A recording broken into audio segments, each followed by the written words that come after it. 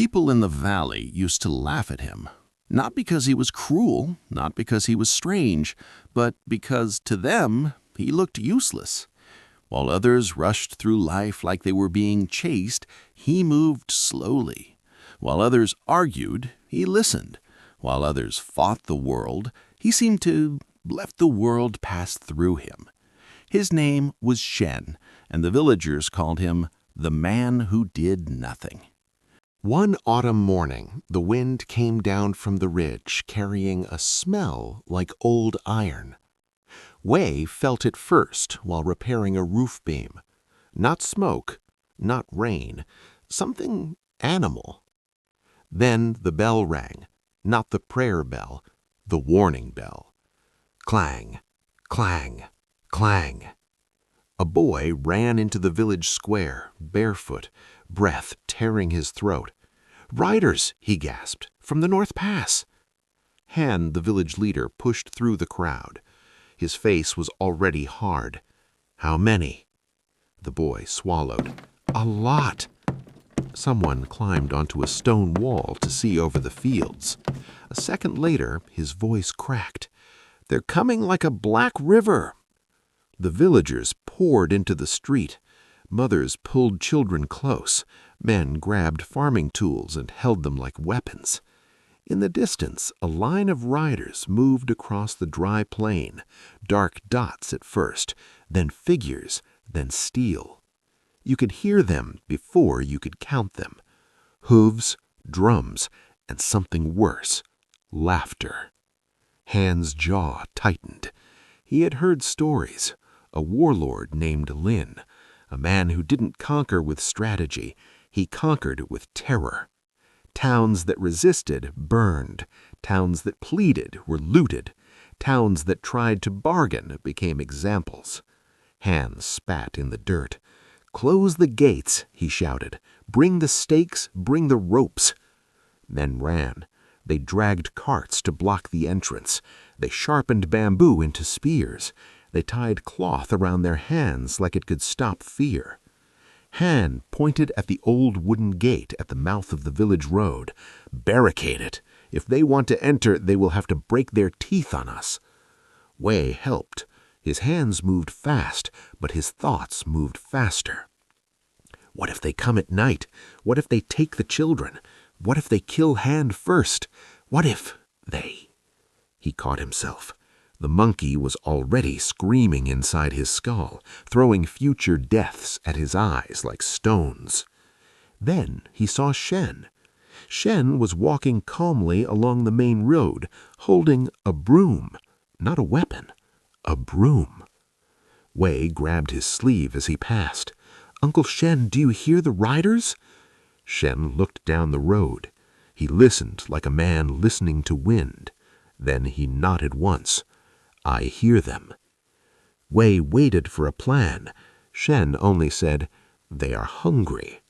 That made Wei colder than fear. Han saw Shen too and stormed over. "Old man," Han snapped, "if you have any strength left in those bones, use it today." Shen looked at the barricade forming. He looked at the spears. He looked at the trembling hands holding them. Then he said something so quietly that Han almost didn't hear it. "Open the gates." Han blinked. Then his face twisted like he had been slapped. "Open what?" Shen repeated it, same calm. "Open the gates." For 1 second, the whole street went still. Then voices rose like sparks. "Has he lost his mind? He wants us to invite them in? It's betraying us." Han stepped closer, eyes burning. "You want to die, Shen? Fine, but don't drag us with you." Wei felt his own chest tighten, because Shen wasn't joking. He turned toward the gate as if it was already decided. Han grabbed a spear. "Touch that gate and I'll..." Shen looked at him, not angry, not proud, just clear. "If you close it," Shen said, "you give them a handle." Han scoffed. "A handle?" "A reason," Shen said. "A target, a story they understand." He lifted his broom slightly. "When you show a monster a wall, it knows exactly what to do." Han's nostrils flared. "You think opening the gate will make them kind?" Shen's eyes did not move. "No." He paused. "It will make them suspicious." That word landed strangely. Suspicious? Wei's mind tried to eject it, but the more he stared down the road at the approaching riders, the more he understood something ugly about men like Lord Lin. They did not need money. They did not need land. They needed fear. They needed resistance. They needed to feel powerful. Wei looked at Shen's broom, then at the spears, then at the barricade. Han's plan was heroic. Shen's plan was insane. And yet, Shen had been right before. Han stepped closer to Shen, spear shaking slightly. "Do you think you're wise, old man? You think you can outplay war?" Shen answered softly, "No." He looked past Han at the village. "I am only removing what feeds it."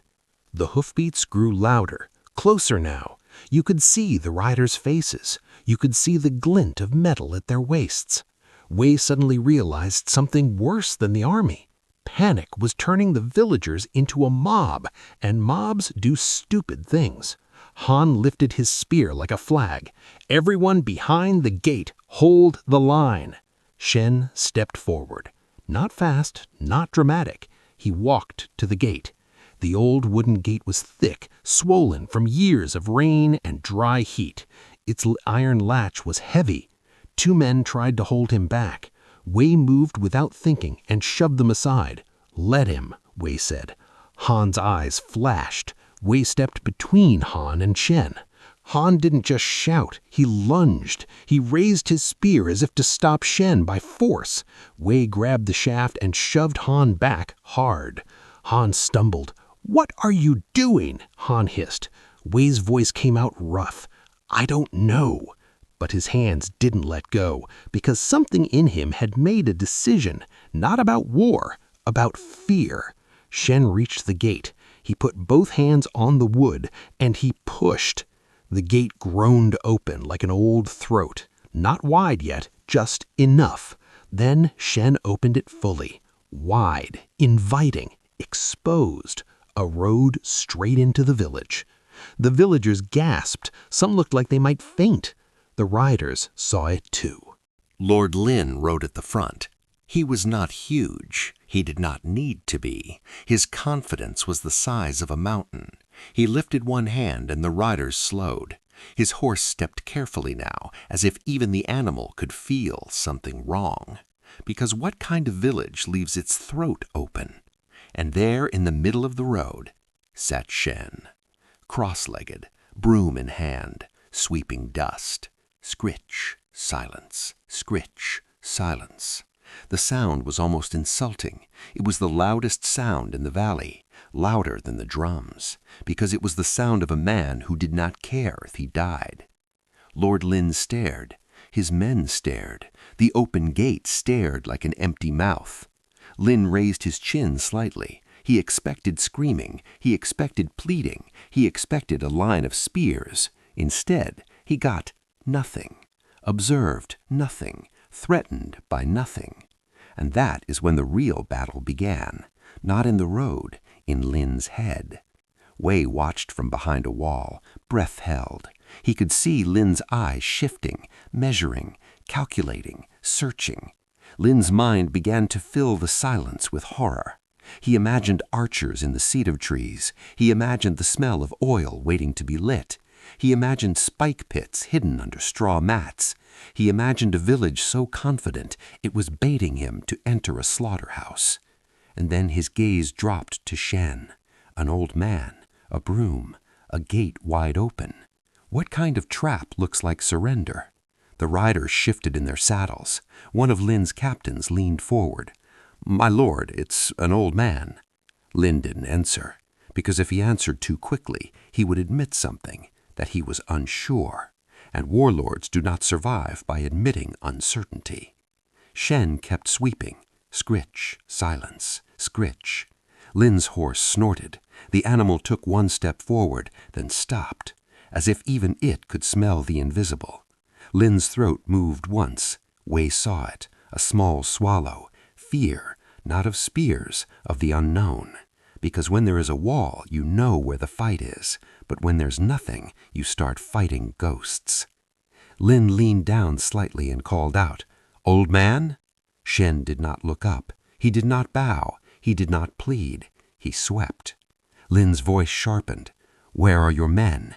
Shen answered without lifting his head, "Where they should be." Lin's eyes narrowed. "Where is that?" Shen's broom paused. He finally looked up, calm as water. He said, "Not feeding you." Something in Lin's face twitched. Anger tried to rise, but it had nowhere to land. No insult stuck. No threat landed. No ego found a handle. The village gave him nothing to conquer, just an old man sweeping dust like the world was normal. Lin sat in the saddle for a long moment, and then he did something Wei did not expect. He pulled his horse back, just one step, then another. He raised his hand.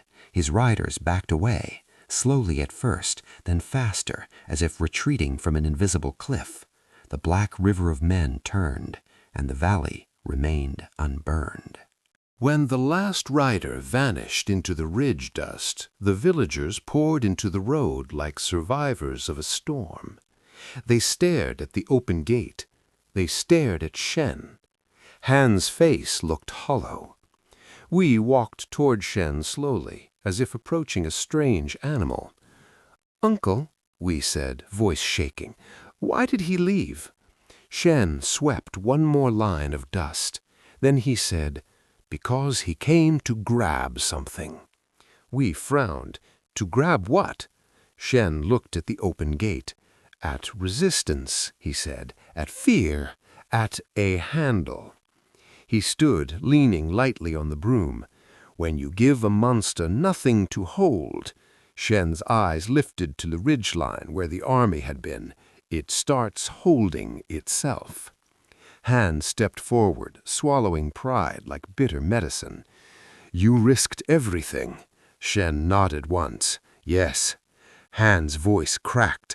"And if he had attacked anyway?" Shen didn't pretend certainty. He said the cold truth. "Then we would have dealt with what is real."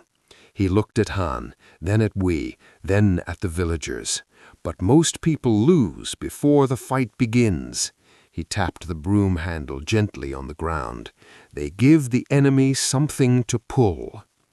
That night, we found Shen at the river again. The water moved quietly. The reeds bent. The moon was a thin coin behind cloud. We asked softly, "So, doing nothing was opening the gate?" Shen didn't smile. "Doing nothing," he said, "is not refusing to act. It is refusing to act from fear." We stared at the current. He thought about walls, about fire breaks, about open gates. Then a colder question rose in him. "Uncle Shen?" He hesitated. "What happens if I open the gates and give the monster no handle to grab?" Shen looked at him for a long time. Then he said, "Then you will see something terrifying." We swallowed. "What?" Shen answered quietly, "The monster was never outside." And the river kept moving, as if it had known that truth all along.